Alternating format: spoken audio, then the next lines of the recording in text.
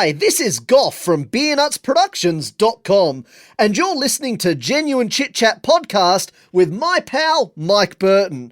And after you're done listening to Mike and his special guest for the week, why not head on over to BeernutsProductions.com for some of our hilarious and original content.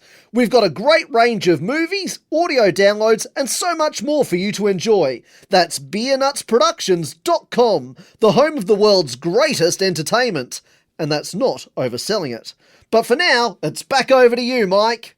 Hello there, guys, and welcome to the 150th episode of Genuine Chit-Chat and the first episode of 2022. And joining me for this momentous occasion is Gough of Beernuts Productions.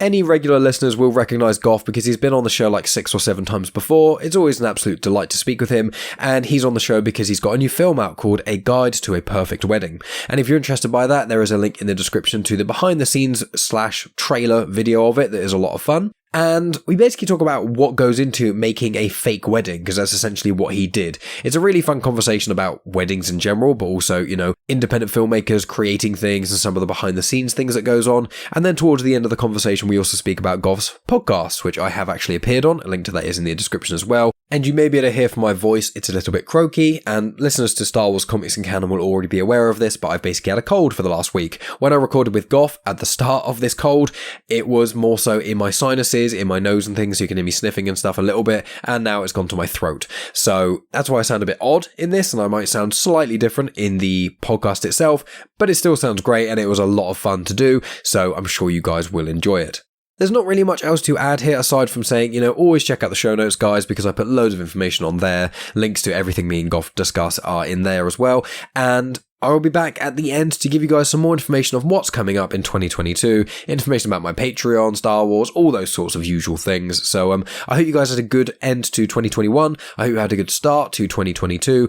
And after listening to this show, make sure you reach out to Gough on social media. I know it means the world to him when he hears from you guys saying how much you enjoyed our conversations. So please do that where possible. Anyway, guys, thanks as always for listening. And here we go. First episode of 2022 with Gough of Beernuts Productions. Welcome to Genuine Chit-Chat, where we have honest conversations with interesting people. And I'm your host, Mike Burton.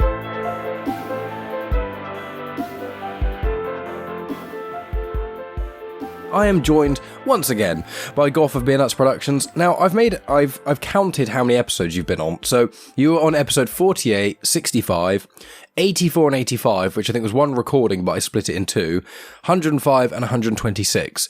So it's either your 6th or 7th appearance. I think it's our 6th time talking via Zoom, whereas it's actually your 7th episode specifically on Genuine Chit-Chat, which is quite fun, isn't it?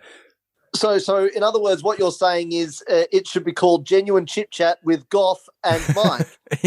Yeah, exactly. Or I'm going to say, this is the last time I'm talking to you for 5 years, because my listeners need a break. I don't mean that, Gough, don't worry. That's very hurtful right there. That's where that got me, right there. Like a dagger. Well, after I came on your show, and you told me how much Star Wars, then, absolutely outrageous. So I had to get one back. But, one of the reasons we're talking is because you've got a new film out called A Guide to a Perfect Wedding. It is up to the usual standard of beer nuts silliness.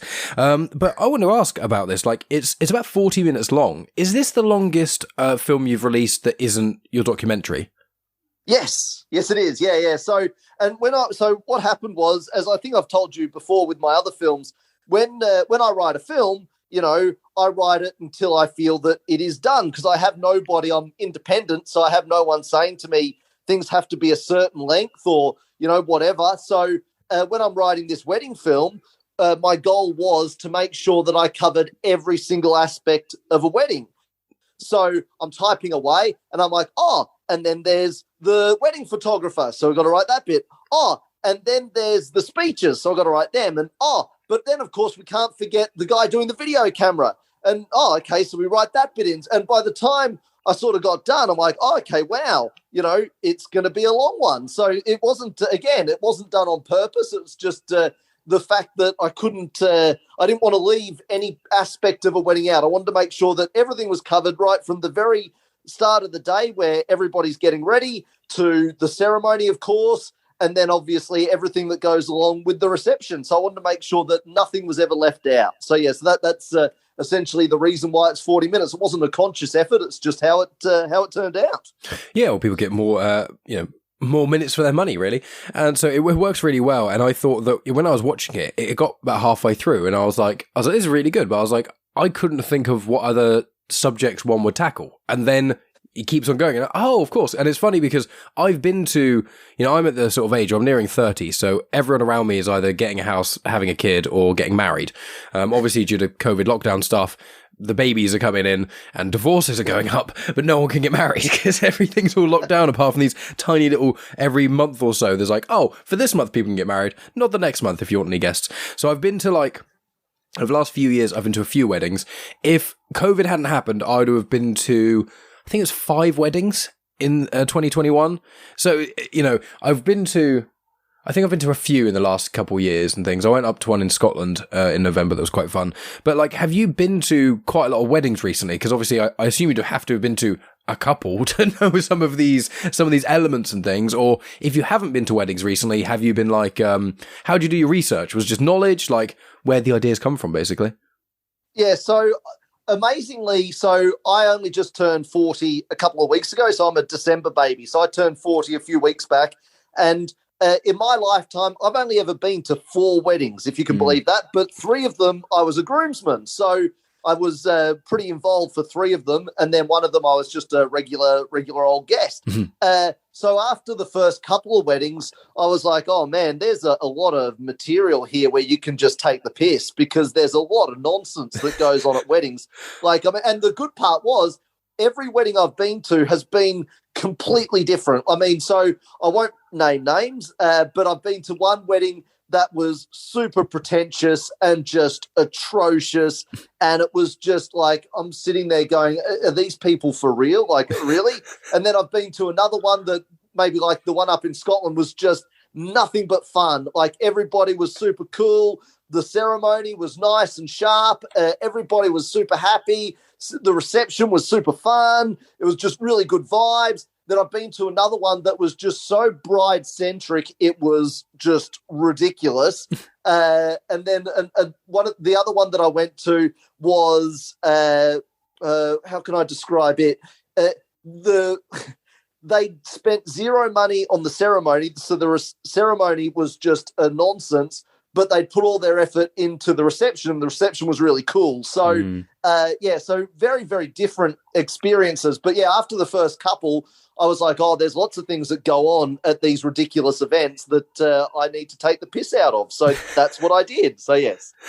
Yeah, because it's one of those funny things with weddings where it is, because it's so ceremonial and so traditional, there are just lots of peculiar things that happen that just happen because they've always happened.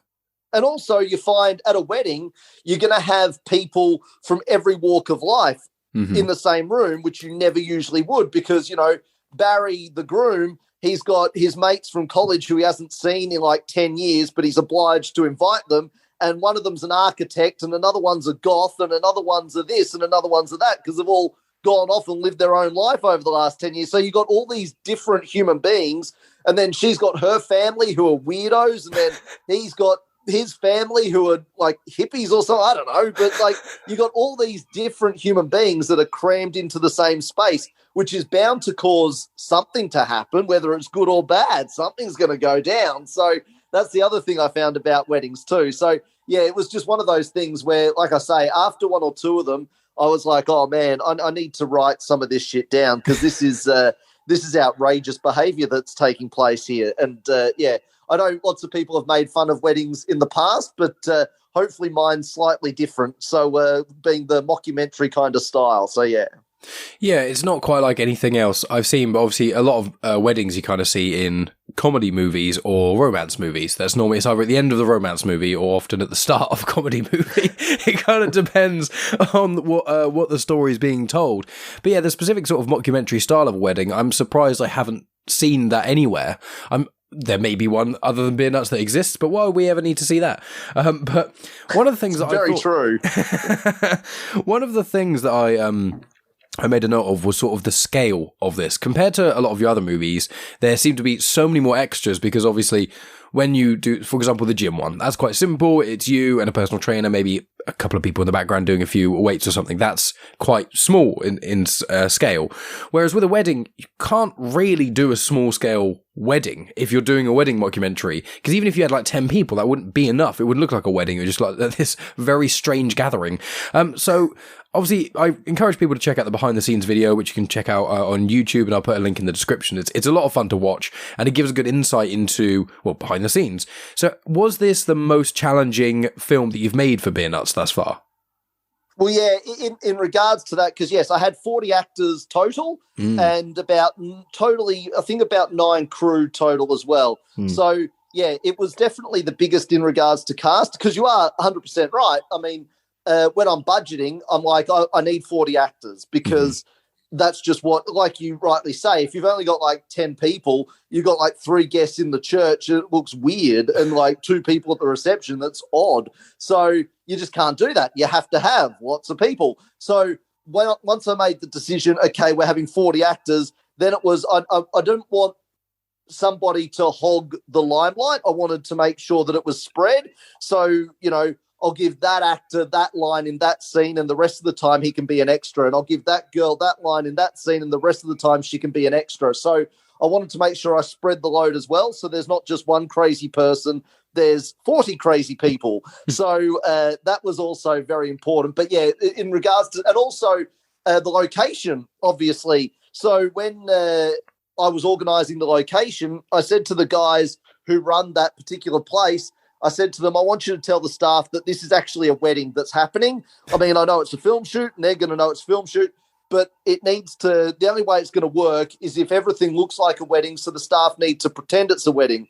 And one of the funny things he says to me, he says, well, in that case, you got to feed everybody. Do you just want to have like the wedding buffet that we usually serve at weddings? Because that's what they do for a lot of the time of the year. That's a proper chapel, and across the street from the chapel it's on a golf course, and it's the clubhouse for the golf course. So they do weddings all the time. So he's like, do you want the wedding buffet that we usually serve for the cast and the crew? I'm like, sure, why not? You know, they've got to eat. So everybody was eating a wedding buffet for the dinner break, which is kind of hilarious. But it was, but yeah, so everything needed to look and feel like a wedding. So it meant that I had to have a big location. It meant that I had to have a big cast. It meant that I had to get the proper costumes in and all that sort of stuff. So, yeah, in regards to scale and pre-production, this was probably the longest one I've done. So, yeah. Yeah, I did think that, because when I was seeing it, especially with some of the behind-the-scenes things, I was like, this looks like a real wedding. And one of my questions for you was going to be, like, did you just... I'm not going to ask about how much things costs, because that's not necessarily relevant, but in that vein, when you hired out the chapel and the thing on the golf course, because I've been to a wedding which they had the reception at a golf course as well, actually. I think it's quite a common place to have those sort of things. But like, when you were booking it and things, did they charge you wedding prices, or did you say that this is basically a joke wedding, this is a film, and got it cheaper? Because I know that as soon as you say the word wedding around booking anything, prices just skyrocket, because I've been involved as a groomsman and other levels of involvement for various friends' weddings, and I know that it's so expensive. Well, the wedding dress, for example, so some yes and no is the answer to your question. Yes, as in we did actually get the wedding package for the venue, but we give advertising credit, so that and there's obviously product placement, being the fact that we're filming there and the world gets to see their location, and same with some of the costumes. So the wedding dress, for example, in real life, if we were to purchase that particular wedding dress, that's $2,500 worth of wedding dress. Oh, my Lord. Yeah, so I was very paranoid about, nobody touch the dress. Stay away from the dress. Because if that gets wrecked, I'm down $2,500. So, yeah, but, no, credit to those people that did jump on board and assisted in regards to that. But, yeah, the goal was to make it look like a wedding. So I had, when it came to decorating the chapel and the reception room, I'm like the bride. They're emailing me questions like, what colour do you want the ribbons? Do you want the red carpet down? How do you want the seating plan? And so I'm like a bride organising a wedding. So if ever there's any young ladies listening to the podcast and they want to get hitched, then come and see me, because I know how to do this shit straight up, because I've had good practice. I was like Bridezilla, just telling everybody how it needs to go down. So it was quite funny in that regard, because I never thought in a million years I'd be organising a wedding, but it was important to do it that way. Otherwise, I don't think the film would work. So, yeah. Yeah, and it's quite an interesting time. Like, was there something in particular that made you choose weddings, like, at the moment? Or was it just kind of, you had quite a few ideas floating around and you thought the time was right? Like, what made you release this film next? Well, the fact that it was sort of next in the queue more than anything else. So I had, like I say, I think we've gone through this before in how I choose my projects. So I have a bunch of scripts written, and I have a look. The first thing I do is I look in the production account, how much money do I have? And then I go through my scripts. Can I make that? No. Can I make that? Oh, I can make that with that money. So, it was essentially going through my scripts. It's like, okay, I think I can make, because the wedding one was written quite a while ago. So I've been really keen to make it for a long time because I thought the script was like super funny. So I was like, I really want to make it, but I've just never had the money to make it. So looking at the production account, I'm like, okay, I've got this amount of money going through my scripts. I'm like, we'll see if this wedding one would work. And sure enough, I read through the script. I'm like, yeah, I reckon I can do it for that. So, that was pretty much it. It was, no rhyme or reason to it. It was sort of next in the queue. I see. With hair and makeup and things, I assume that was quite a tough thing as well, because obviously, once again, normally when you have got your actors, it's just like, put a bit of makeup on just so, there's no glare in the camera, or if there are a certain individual, like prostitutes come up every now and then, or strippers in beer nuts, so it's having that kind of makeup and things. So with a wedding, it must have been, for your costume, sort of the individuals that you hire for costumes and makeup and things, that must have been, once again, one of the biggest tasks that you've had on Beer Nuts. Well, firstly, going back to an earlier point you just raised, Ilya, that does all my props, who has featured in a few of the behind-the-scenes documentaries now. She's an absolute superstar, Ilya, because she made obviously the wedding cake is fake, and she made a few other props for this one as well. And she's made the statement, and I can't argue with her, to be fair, but she's made the statement that it's not a Beernuts Productions film unless there's a sex worker, stripper, or some kind of a sexual sort of thing happening, and this one's no different, because I mean every Bucks party requires a stripper. So we have the Bucks party. I didn't forget about the stag night. So that's definitely involved as well in the film. So so this one shouldn't disappoint on that level. But yes, to answer your question, 3 makeup artists on this film, which is the first time I've had 3 makeup artists, because obviously we only had the main filming location, we only had that 9 hours, 12 till 9.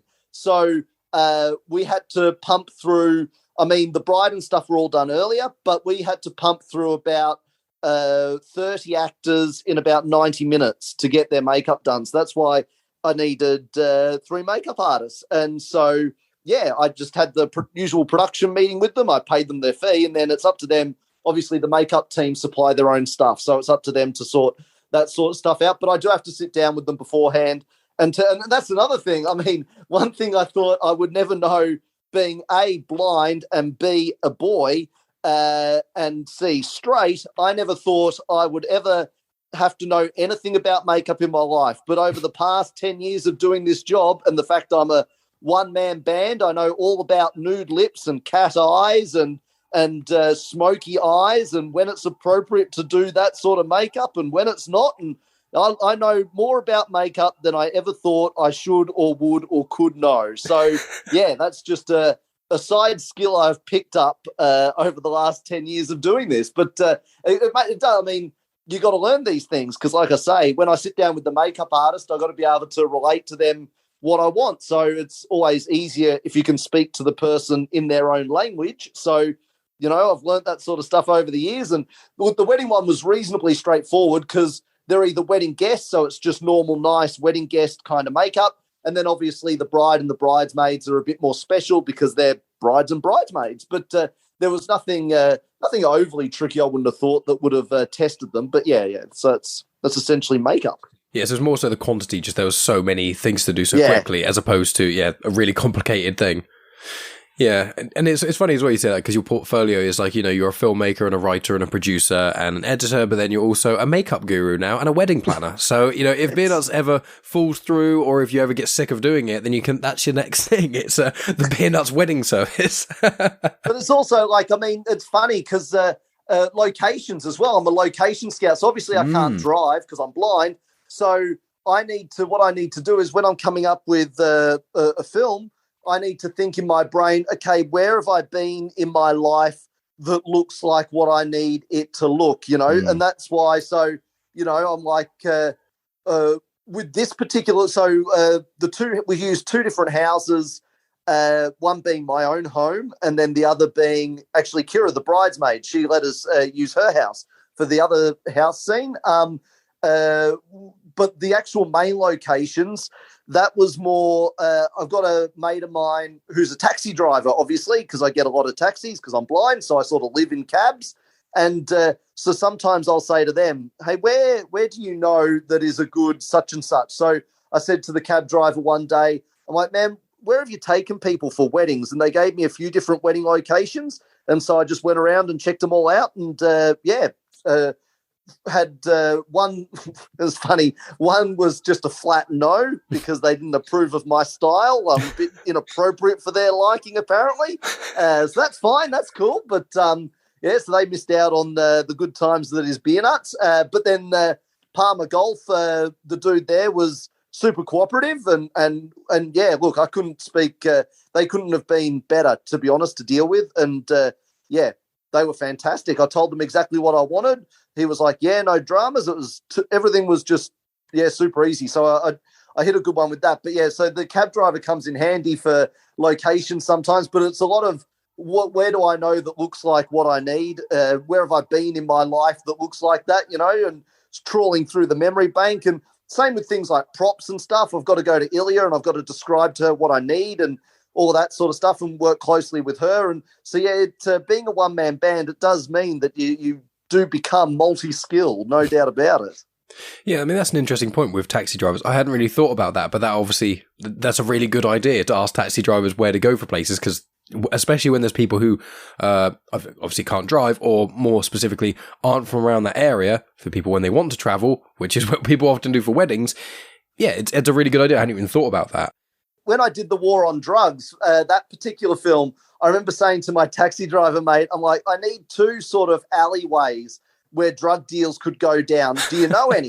And so when I saw him 24 hours later, on the back of an envelope, he'd written down 11 alleyways that he goes to have his cigarette breaks. He's like, if ever I'm in this suburb, this is where I go and have a cigarette. If I'm in this suburb, this is where I go and have a cigarette. And so sure enough, I got my alleyways that way. So, cab drivers are a good resource to have.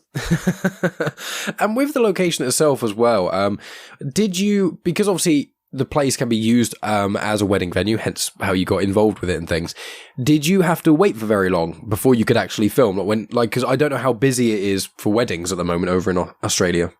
No, well, so I deliberately filmed on a Monday, so it wouldn't be. So that's the short answer to that. So apparently they had a function on the Sunday. I don't know what function it was because clearly none of my business. But because he sent me an email like on the week beforehand when we were doing all the confirmations and stuff.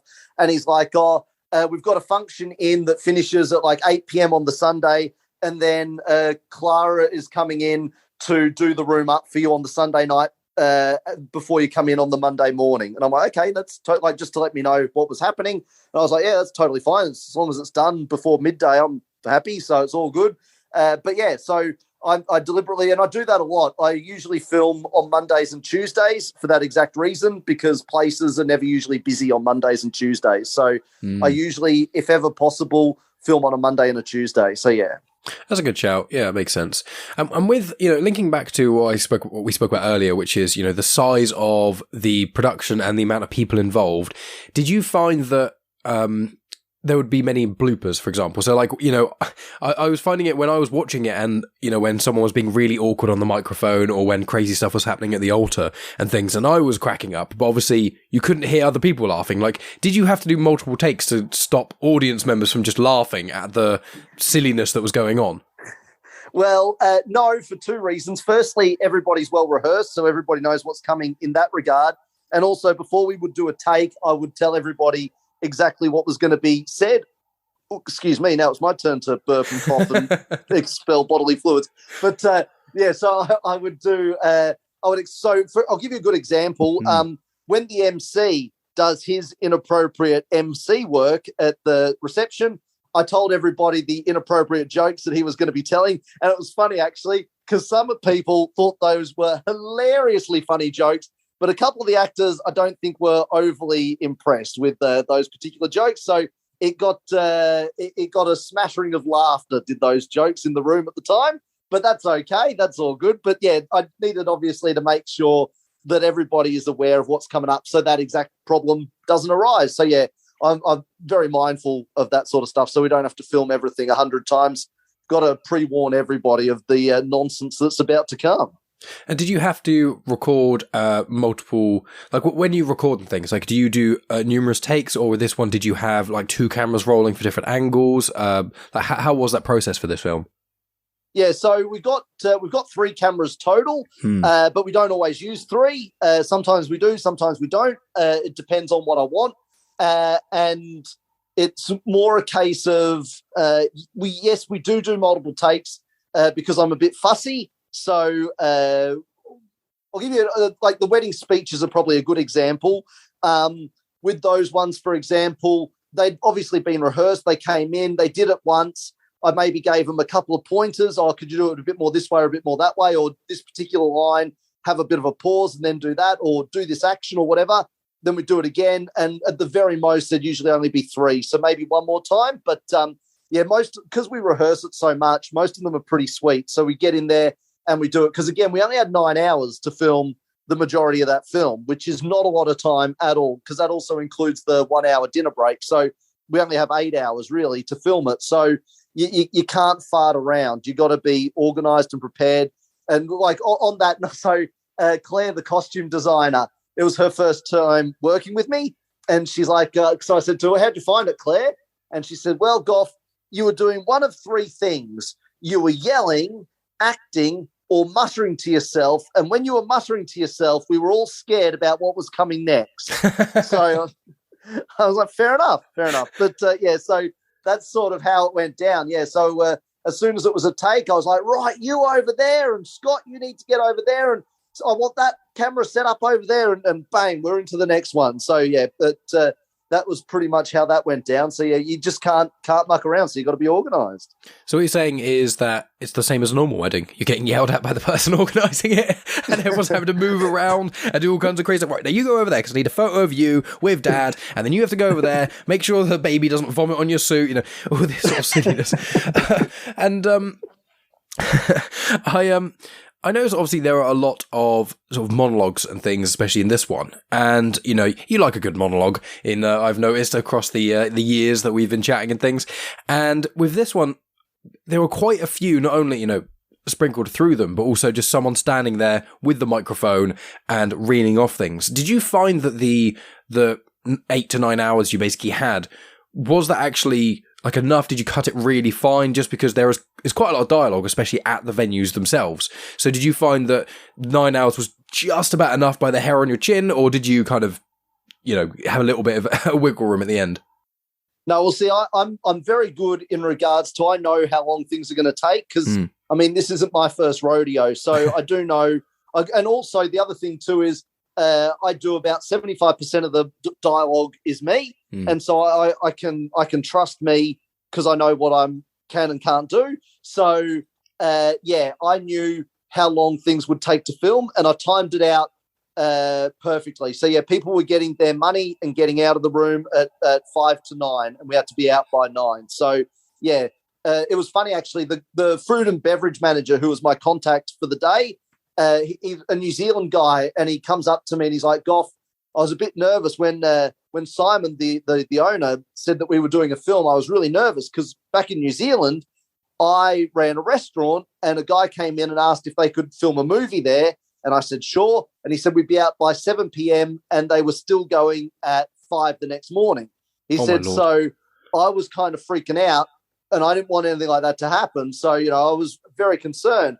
And I said, mate, you don't have to be concerned with me because, well, the other thing too is, I mean, if ever I want to use that venue again, it's in my best interest to play nice and act professional because if ever I need that venue again, I don't want them to go, no, Beernuts Productions are a bunch of jerks. We don't want to work with them. So it's in my best interest to make sure everything runs smoothly and everything goes to plan and that we leave the venue as we found it. So I'm very particular about that kind of stuff. You know, reputation is important in regards to that sort of stuff. So, I timed it out perfectly. So we ate when I said we were going to eat, and we did everything right on time. And, people were exiting the building at 5 minutes to 9. So, we got there just in case, like you say, a little bit by the skin of our teeth, but, we did it. So it was all sweet. Yeah, and do you find that, because from the behind-the-scenes videos, it looks like everyone was having like a massive laugh as well, and I don't know if that was just because there was such a huge amount of people, or if it was just because, this is one of your funniest films, or like, I know you were probably busy, yelling at people and muttering to yourself, but did you find that, was the environment and the atmosphere of this, because of the volume of people, and I noticed there's a lot of returning actors, did you find it was a lot more of like a fun... Even though it was still work, did you find it was a bit more fun than other projects, or because of the scale, was it just ridiculously stressful?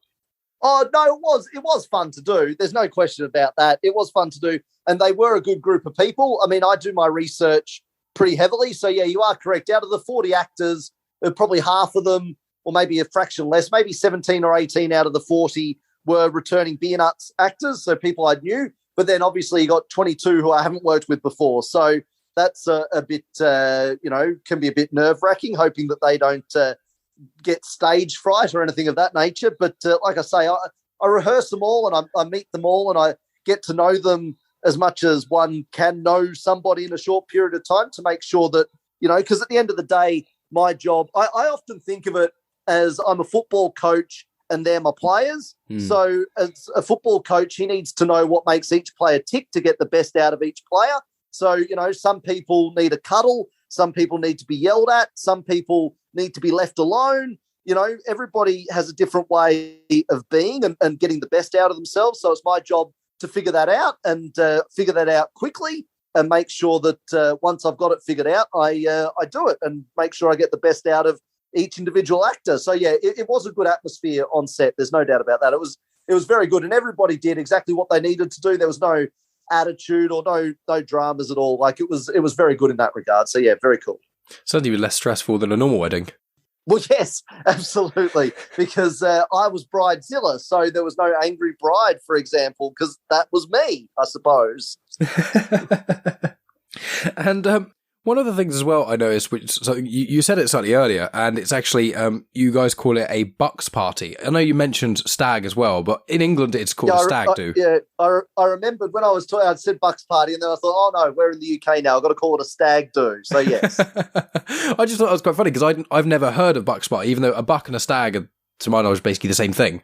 So it's one of those weird little strange things of the language, of just like, obviously Australian English and I don't know, I think it's called the Queen's English here. I don't speak the Queen's English. If anyone who's listening can tell that from this conversation, I definitely don't speak the Queen's English. But it is funny, there's lots of little words that are just slightly tweaked. Because when you said it and I was watching it, I was like, bucks party? I was like, what? And then I saw it, I was like, oh, it's a stag do. I'm a Muppet. I was like, that's literally just the same word. So I just wanted to highlight that was quite entertaining. But like, the stag do itself was quite funny as well. Like the whole thing as well, where you've got with the stripper and just doing the monologue at the end. It was bananas. well, let me ask you, Mike, do you know the stripper's name? Oh yeah, because she said, remember the name of, it was, she said about the actress was like, remember my name and watch all the credits. And I watched all the credits because I was anticipating, I thought you'd put a little thing at the end of the credits for a joke, just something like for like 2 seconds, just so people would watch to the end. So I was hoping for that. In the next few films, do something right at the end just for me. But no, I can't remember her name, I'm afraid. I'm a terrible person. Oh, Mike, she'll be very disappointed because she made a special mention to remember her name in her monologue. So she'll be very upset with you. So that's there'll be no strippers at your stag do. She'll put the word out. No Australian strippers at my stag do. What a shame. Have to delve in the pool of all the other ones. Dressed as naughty nurses. Yeah, I mean, that outfit as well, like with that sort of thing, I assume it's just your costuming person. They know where to get all these things, because obviously when shopping for something that is deemed appropriate for either a stripper or such like to wear, one would assume that's not standard garbs, if you know what I mean. Like, you don't just go to, a standard shop on the high street and just buy a nurse stripper outfit. So I didn't know if you had any idea almost where they would come from, or is it just the contacts have their contacts and that's that? Well, in regards to the nurses, actually two things in regards to the nurses' uniform. Firstly, Courtney is the young lady's name. I sent Courtney a photo of the outfit in advance. I said, I want you to do this. By the way, this is what you're going to be wearing. And she just, because I've worked with her a few times before, she's super talented and like a super lovely human being. But she always gets the worst role. It's purely accidental. I swear it is. And I'm really sorry, Courtney, but can you be the stripper? And she's like, last time I was the sex worker. The time before that, I was the crazy teenage bitch. Like, oh my God. So anyway, but I sent her the photo and she's like, oh my God, really? I'm like, yes. So she's like, okay, fine. So, but she's a good sport. She did a great job. But in regards to that, I think you would find that on any sort of adult sex toy kind of website would sell that sort of lingerie / costuming. So that one is not hard to find at all. Some of the others, on the other hand, were hard to find. Some of the other specialized outfits were not easy at all. But that one was easy because you just go to a adult superstores type of website and just buy it. So yeah, and it's a one size fits all because it's all stretchy material, so it clings to said body. So yes. See, I told you, man. I know all this sort of shit that I should not know. It's just so wrong that I know this, but I've got to know it. So yeah, it's my job. So that's what we do. I did have a suspicion. I did wonder if it did come from one of those places, but part of me just wanted to hear your answer because I thought it was quite entertaining to hear, trying to figure out, trying to explain where people buy sexy nurse outfits. I just thought that was a very funny thing to ask you in an interview. So with sticking on outfits then, one of the highlights of, I think, all the outfits, and it's highlighted in the behind the scenes doco as well, is what Kane was wearing, which is the leopard print suit. It's phenomenal. I think we spoke before recording, or it might have been at the start of the conversation, to warn the audience I'm feeling ill, so my brain is just frazzled, so apologies for that. But with the leopard print thing, where did that come from? And did you want to find that, or did your costume person just go, yes, I found this? No. I'm very particular, so every costume that you see was written in the script. So I wanted a tuxedo T-shirt for Aaron, and I wanted Cale to wear, I actually wrote down outrageous safari suit, and so that's what Claire came back with, and it's the hat that makes it for me. The hat's the winner, because without the hat, it's very good, but the hat is the topper for me. It just makes it what it is that hat. But where'd you get the idea? Like for the safari suit? I wouldn't even thought of anything like that. Well, it's got it. The scene is what's the dumbest thing a man could wear to a wedding? So I'm just in my brain, I'm like, well, what is the dumbest thing a man could wear to a wedding? Well, there's two things. A tuxedo T-shirt would be a pretty stupid thing to wear to a wedding. And also an outrageous looking safari suit would be a dumb thing to wear to a wedding. So yeah, that's just what I thought of. So yeah, so that was because when I'm writing that sort of part in the script, I've got little briefs for myself. My brief is to think of the dumbest thing possible that a man could wear at a wedding. And that's what I did. So, yes. It's just the term safari suit. Every time you say it, it makes me chuckle. It's just something that before seeing Beernuts has enlightened me to that kind of attire. And the fact that you've called it a safari suit, I'm certain if you looked online, you'd be able to find various animal ones. I'm sure there's a zebra one somewhere. Obviously, that one was a quite leopard print. I'm sure they come in a range of colours as well. So the safari suit, it just cracked me up. If any reason, I mean, the film is hilarious in itself anyway. I obviously do encourage people to check that out. But if you want to taste it, watch the behind the scenes doco. I'll put a link in the description because it is so funny seeing Kane wearing that. And after listening to your conversation with Kane on the podcast, the kind of camaraderie you guys have got where you just take the mick out of each other is brilliant. So when he came out wearing that, it was just knowing the small amount I know about Kane from that podcast, it cracked me up in itself. Well, it's one of those things. I've worked with him a lot and I know him quite well. So when I finished writing the script, right? So no one has their role yet except for me. I know what I want to do. Yeah. But nobody else has their role. So then the next thing I do is, okay, who do I want to be who? Who do I know? So I'm like, okay, I know these people.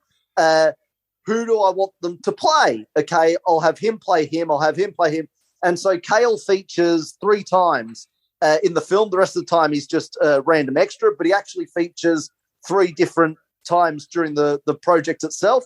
So I was like, okay, I'll have him because Kale does Dopey really well. That's his, he does, like, if you watch the Beernuts films, I'd say 80% of his characters are dopey, and he pulls that dopey face really, really well. So I'm like, okay, who's the dopiest guy I've got? Oh, the Safari guy is the dopiest guy. So we'll give him that outfit, and then we'll give him those 2 little bits as well, because he'll do that night. Because I know I can trust Kale. So the 2 other little bits are like little cutaways, but they work for him because he does it well. So but that's what I did. So I went through, and then obviously some actors weren't available, and then those who were agreed, and then it was I've got to get the rest of the casting. I've got to do castings, which took a while because, like I say, there's like 22 other people in the film. So I needed to find those other actors, which did take a little bit of time, but we got there in the end. So that's all good. And did you find, this is slightly more of a personal question, but did you find that any of your actors, I know you said they, some of them didn't find the jokes necessarily funny. Did they find, like, obviously a lot of them were laughing at it and some of them didn't necessarily quite get it, but like, was anyone offended? Because like, a lot of the things you say in this obviously are silly in there for a joke, but also a lot of it is wrapped in some degree of truth in some ways. You know, like I'm fine with people getting married, they can do what they want and stuff, and I probably will eventually get married because Megan wants to at some point, so I've said, well, I love her more than I hate marriages, so we'll probably do that at some point, but I'm not a fan of marriage. What an atrocious proposal. I know and we're not engaged or anything. She just knows this is this is it. We're looking for a house first, so there's nothing, I am romantic sometimes, but weddings are something that I'm just my family have ruined weddings for me a little bit. My mum's, like, my dad passed away, like, years ago, but, like, that was my mum's 3rd. She's now on her 4th. Both of my brothers are both on their 2nd. Like, most people in my family are on their 2nd plus marriage. So for me, I've just had this experience where it's like, this is just a really, really costly day that is just not necessarily going to make you work out. So when you were saying some of these things, it was really cracking me up. But some people, when I express my opinions on weddings, and I want to clarify, I've been to several of my friends' weddings. People can do whatever they want with their time, and if they want to invite me, I'm not going to be a Grinch about it. But people do sometimes get quite offended by my opinions on weddings, of just they don't really mean anything. There's kind of, it's a big ceremony, it costs loads of money just to kind of prove your love to people and just in the eyes of the law to be together. It's a bit too farcical for me. People get really offended by that. So I didn't know if you don't have to name any names, but I didn't know if you had anyone either who applied to be in it and then read the script or got involved and then backed out, or if anyone on the day got a little bit offended by some of the things you were saying about weddings. Well, to answer your question in reverse, nobody got offended about anything on the day because, again, they all know what's coming. They've all read the script. They all know what's happening. All of my projects, when they go out to the agents, there's a lot of actors that don't find my style, well, not a lot. There's some actors that don't find my style of comedy funny. That's fine. Comedy is subjective. Like you enjoy my style of inappropriate nonsense. Others don't. Totally cool. But so there are actors that go, no, I don't want to audition for this. And that's fine. I'm not going to hire someone who doesn't want to be in my film. I mean, I'm a football fan, and I always think about it. If a player goes to the coach and says, I want to transfer, I want out, and they're like, oh, we want to convince this player to stay, I say, no, fuck off.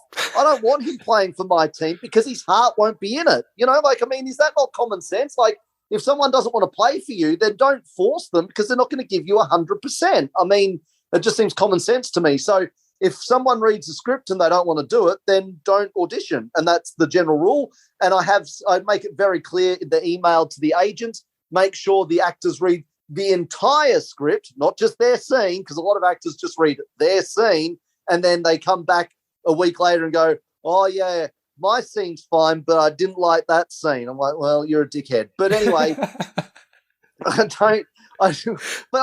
seriously, who doesn't read a whole script? You got to tell these people sometimes. So, yeah, read the whole script, and then if you want to audition. But what I meant earlier was obviously some of the jokes that the MC tells are like really, for the English audience, I would say they're Roy Chubby Brown type jokes, So they're real blue sort of jokes, and some females aren't going to find those jokes funny because they won't, because it's not meant for them. It's not their demographic. That's totally fine. But so there's a few people that didn't laugh at those jokes. Doesn't mean they were offended. They just didn't find those jokes humorous. But yeah, so that's that. To just clarify, that was that on the day. But no, everybody who was in it was totally down with the jokes in regards to, they understood the concept. They understood what I was going for. They understood the point of the piece. And you are also quite right. If people watch the film and they read between the lines of the inappropriate nonsense, I would argue that there is some really solid advice buried in this film. I would definitely argue that that is the case. Yeah, I agree completely. Obviously, it's wrapped in satirical and parodying nonsense, but there is genuinely a lot of the things that you say is like, at the end of the day, what you're saying is true. I mean, the nonsense around it, obviously not so much, but it is funny. So we'll start to wrap up here. I've just got two more questions primarily to ask you. One's about the film, one's about your podcast, because I always love talking to you about your podcast. With the film, one of the things I want to just say that I love the joke about royalty-free music. I thought that was hilarious. That's probably my favourite joke of the whole thing. I absolutely cracked up at that. But one thing I wanted to flag was, I think Kane is probably my favourite person to see recurring. But I think there's a new person who's starting to come up who's becoming my favourite. And we spoke about him in your last film, and he was wearing a very brightly coloured shirt that he owned. And then in this one, I think it's not Kyle, is it? He's on stage and he Craig, basically... The poet, is that who you're talking about? Yes, where he was reading it and he was like, pain, that sort of stuff. I was crying at that part as well. But it was great to see him again, because when he was in your last film, I thought he was so funny in his very small role. And I know that you said that I think the shirt he was wearing in the last one was his own shirt. And that kind of sold it a little bit for you. So I just wanted to highlight that I thought he was funny. And I can't remember what his name is, though. So I wanted to ask of that. Craig, that was it. They're all C's. You got Cale and Craig. They're your two go-tos. And yeah, so Cale has actually been in 8 of, because this is our 24th film, and Cale has been in 8, and this was Craig's 5th. So Craig has been in 5 films of mine. So yeah, they are two. And look, the reason I keep going back to The Well is because they both do amazing jobs all the time. They're really funny. So if I've got a script and there's something that suits them and they're available, because actually they're both kicking some real big goals at the moment. Cale more so in TV commercials. He's done a couple of national TV commercial campaigns, which for those people in the acting industry would know, a national TV commercial campaign is a good paycheck. So he's kicking some goals doing TV commercials, and Craig is actually done a couple of big time films currently. Oh. So yeah, they're both kicking goals at the moment. So which is good news for them. So yeah, but I keep going back to them because they do really great jobs and they're super easy to work with. I mean, they couldn't be more cooperative and easy to work with. So, I mean, it's a no-brainer. When I'm going through a script, if there's something that even remotely suits them, I mean, because Craig is such a big personality, like in the last film, he was like, he always plays a big personality sort of character.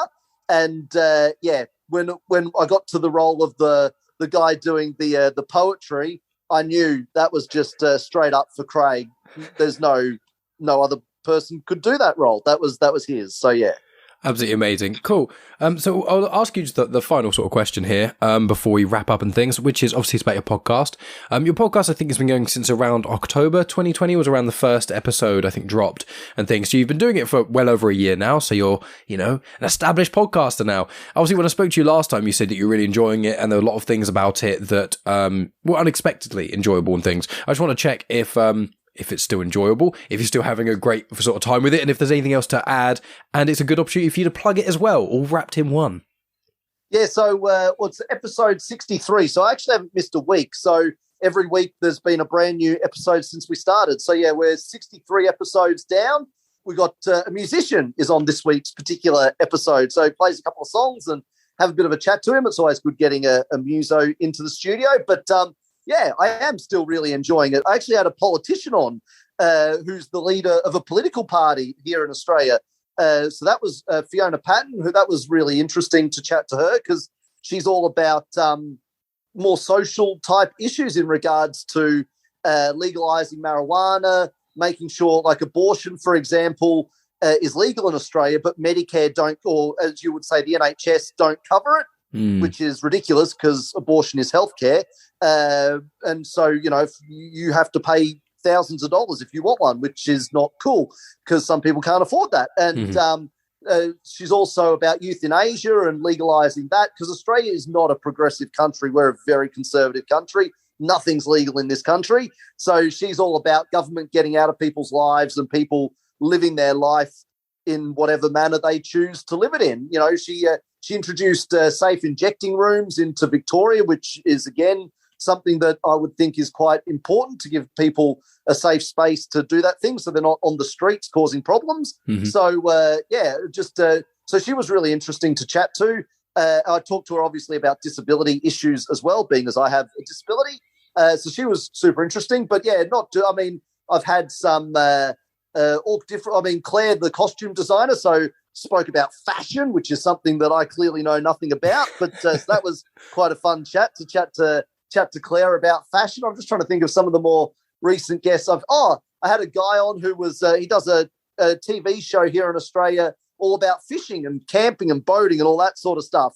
And so he was actually a lot of fun. He was a super cool dude. I wasn't expecting him to be as humorous as he was, but yeah, he was a lot of fun. So yeah, I've had some really interesting people, and it is. Look, you said to me, a year ago, you know, back before I started doing it, you were like, Gough, you really should give it a go, because you meet all kinds of interesting folks, and it's actually really interesting just for yourself, never mind for the people listening who might find it interesting, but it's just a fun thing to do and to meet interesting human beings and to learn things. And you were absolutely 100% correct. I've found it all of those things. I really do genuinely enjoy the recording experience. I really do.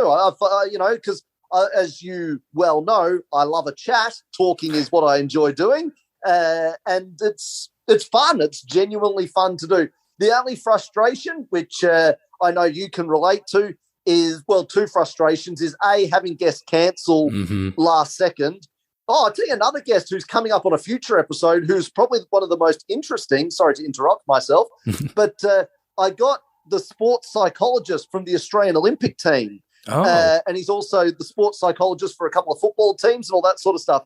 He was super interesting because he was talking about one thing that he mentioned, which I might just leave you with to ponder over type of thing. He said that Grant Hackett, the famous Australian swimmer, he said in the 2000 Olympics, he said we had a chat before the Olympics, and he said that you got to break it down as goals and aims. You can have a goal, but you also need an aim. So his goal was to break the world record. His aim was to win the gold medal. So he won a silver medal, so he didn't get his aim, but he did break the world record, so he did achieve his goal. So the question is, can he be proud of himself? And the answer being, yes, he achieved his goal, so you should be proud of yourself because you achieved your goal. You just didn't achieve the aim. So it was quite interesting to chat to him. So he was Phil Jauncey is his name. So he'll be coming up on a future podcast because, as you know, I record in bulk. So, he's coming up on a future episode. But no, the two frustrations is people cancelling. That sucks. And also the fact that sometimes you can email a dozen people and they just all ignore you. And you're like, oh, man, you would have been such an interesting guest. And then the next person, you go through like five, like I write down a list. I like my lists. I'm a very organized person. I write lists forever. I'm list crazy. So I am. I would drive people nuts, I think. I write lists for everything. So I write a list of guests that I would like, and then I go through one by one, email, like I spend an afternoon emailing everybody, because I know that out of that list of, let's say, 30 people, I'll be lucky if 8 respond to my email, and then out of that 8 that respond to the email, maybe only 5 will say yes. And that's the frustration as well, because you're like, oh man, why won't they all just say yes? You know what I mean? So, I 100% feel you there. Yeah, people. Whenever I say to people about podcasting when they have guests and stuff, I was like, it's really rewarding. It's a lot of fun, but be prepared.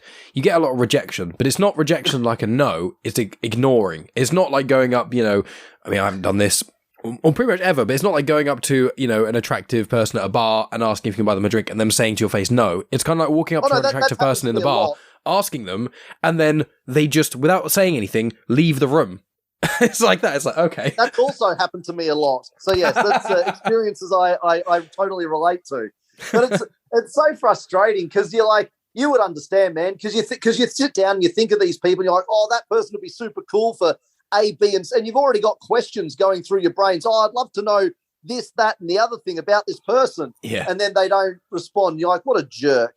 And but the thing is too, I don't understand, because just me personally, I don't understand it, because I mean, if someone says to me, can you come on my podcast and talk about Beernuts Productions and promote your material and talk about what you do and get the word out about your work, I'm like, fuck yeah, I want to do that. Get me on. Like, let's do it. When are you free now? Let's do it now. You know, like, I'm all about it. So I don't understand why people say no, because you're giving them a chance to talk about their interest or their business or their whatever it might be, but that you're giving people an opportunity to talk about what means something to them. You know what I mean? What's important to them. And I would have thought that's a good thing. I'm giving people a good opportunity. I don't understand people's reluctance to do it. I really don't. I don't get that at all, because I just don't think that way. But I mean, we're all different, I guess. But yeah, no, but to answer your original question, I'm still really enjoying doing the podcast. It's a lot of fun and it's very rewarding, like you say. And it's hopefully people do listen and subscribe. And if they go back to the very beginning and listen to all the, because each episode only goes for about 20 minutes. So, I mean, you can smash through the 63 episodes reasonably quickly in that case. So, yeah, if people jump back to the very beginning and start at the start and have a listen to each episode, because I make sure that each episode is sort of different with each guest. Actually, Craig, the guy you were talking about, Mr. Payne, the slam poet, he's I got him in for an episode talking about some of the other films and stuff that he's done, because he's quite an interesting character in his day-to-day life. He's a bit of a unique sort of dude, which is a good thing. That's not a bad thing at all. Being unique is good.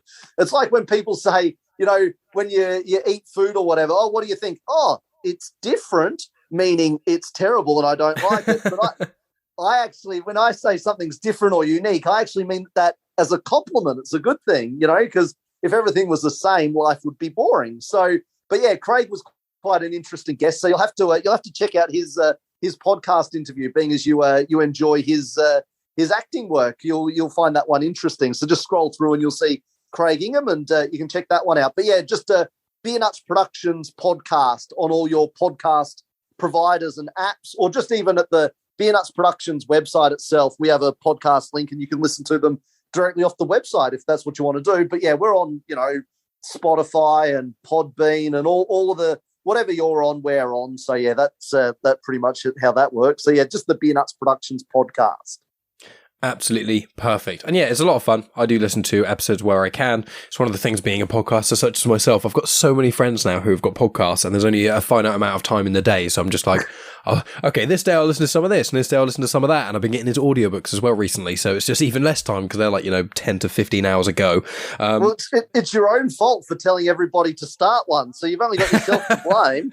That is true. I think there are about I think there's 8 people now I know that have started a podcast because I told them to. Obviously, with you, it was a variety of factors, but a lot of other people I know literally just started one because I told them to, and I sorted out like their artwork and stuff because I can do a bit of graphic design. So I was like, yeah, that's completely on me. I've held my hands up to that. But Gough, we're getting to the end of our time here, and as always, it's always great chatting with you, and always great fun checking out all of your content and things. So I'll put links in the description, but just one last time, tell people where they can find you, plug your stuff, and then we'll end the call. Yeah, so A Guide to a Perfect Wedding is the film we've been chatting about, and beernutsproductions.com is the only place to get it. All 24 films are up there, so you can check out all the trailers and the behind-the-scenes stuff as well on the Beernuts Productions website, on our YouTube, our socials that go up on the Instagram and the Facebook and the Twitter and all of that sort of my Twitter sheet. I know that's all wrong. I'm doing that on purpose. I'm not an idiot. But yes, Beernuts Productions. That's all people need to type into their Google is Beernuts Productions. Beernutsproductions.com is the main site where you download stuff and enjoy stuff. And then, yeah, we're all over YouTube. And like I say, you just click through the website. We got other stuff. Like I say, we got the podcast. We got other audio tracks. We got our little TV series that we did. So, yeah, there's tons of cool content. Absolutely perfect. Well, thank you as always for Gough. It's always an absolute delight chatting with you, and I'm sure many of my guests will go and check out your podcast, as I always recommend them to, and they should check out A Guide to a Perfect Wedding. Absolutely stellar. So this is where I'll end the call, I'll end the recording. So once again, thank you so much, Gough. No, thank you so much. And yeah, just beernutproductions.com, your one-stop shop for all your entertainment needs. And thank you, Mike, for your ongoing support. I genuinely do appreciate you having me back on so many times. I really do, because supporting independent entertainment is really important, and I really genuinely appreciate you doing that. So thank you so much. And that's the end of the podcast. Thanks as always for tuning in, guys, and just a really true thank you from me, because obviously this is my 150th episode. It's closer to my 230th release or something like that, because obviously so many of these episodes get split into two parts. But in addition to that, obviously I've done Star Wars Comics and Canon stuff, which is like on episode 80 something, plus I've done Patreon stuff and guest spots and all that kind of stuff. So over the last like 4.5 years, it's just been absolutely incredible. It's been so gratifying. All the reviews that you guys have left on like Good Pods and Apple Podcasts and Podcast Addict and all those sorts of things, as well as just the amount of you who regularly listen, within a day or so of it coming out, which is mental, as well as all the other things. I've been in the Good Pods charts recently, which is incredibly gratifying. So I just want to say thank you so much for, the past 4+ years of me doing this show, how many of you have reached out and told me that you enjoy the show, and how many of you regularly tune in, as well as, allowing me this kind of space to talk nonsense with a great amount of people of completely different places in life. I've had authors and psychologists and people like Gough, like filmmakers and friends of mine and podcasters, all kinds of different people. So I just want to say thank you so much for that. But in addition to that, make sure you check out the show notes, as I always harp on about, to the behind the scenes video of Gough's film, which it's a lot of fun. It's on YouTube. It's like 10 minutes long or so. It's a lot of fun. You need to check out, even if you don't plan specifically on watching the film, which I obviously recommend you guys do check out his film, but it's free. So go check that out. And make sure you check out my appearance on the Beernuts Productions podcast as well. It's only about 25 minutes, I think, so no excuse to not listen to that. And make sure you follow Gough on all the social media places, as well as following me on social media at Genuine Chit-Chat. And if any of you guys are listening and you haven't left a review, please consider doing it on, as I said, Good Pods or Apple Podcasts or any place like that. Also, I've got my YouTube channel, which I occasionally release video versions of the conversations I have as well.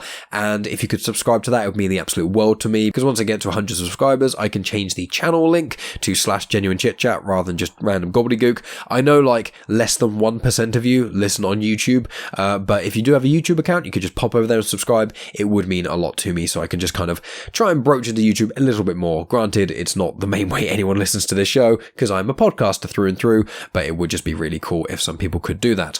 But if you don't want to do those things, you don't want to review, and you don't want to subscribe on YouTube, then you could consider checking out my Patreon page, patreon.com/genuinechitchat. For as little as £1 a month, you get access to hours and hours of additional content.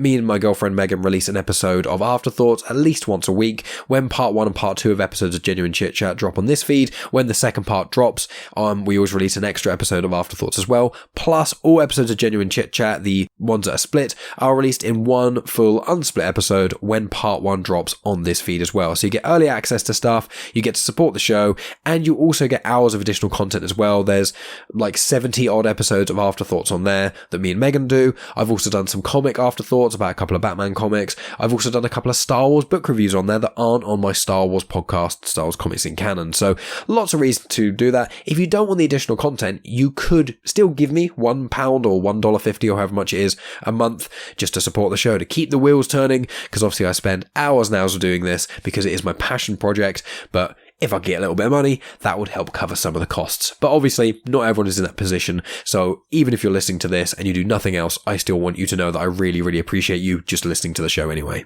So what have we got coming up for 2022 then? Well, I've got a lot of guests in the pipeline. I've got, I think, 3 different authors, one of a graphic novel, one of a fiction book, and then one of a non-fiction book. So I'm very excited to speak to each of those individuals.